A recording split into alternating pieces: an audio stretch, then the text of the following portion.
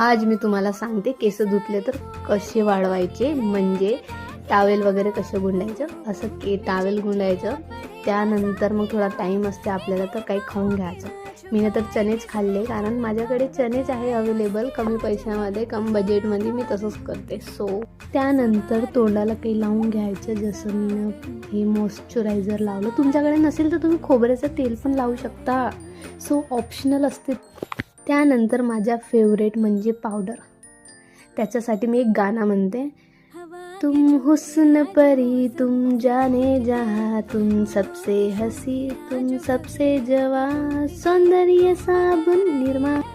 मग माझे केस वाढले. आय हाय, किती सुंदर दिसत आहे ना मी येलपाडी.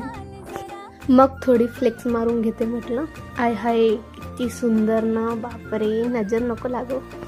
त्यानंतर हिरोईन निघल्या घराच्या बाहेर. मी म्हटलं बापरे, फॅन्स फॉलोईंग असतील आजूबाजूला, बघून घेते म्हटलं इकडे तिकडे, पण कोणीच नव्हतं. म्हटलं जाऊ द्या. मग कामावर जाताना मी आली माझ्या बाबांकडे.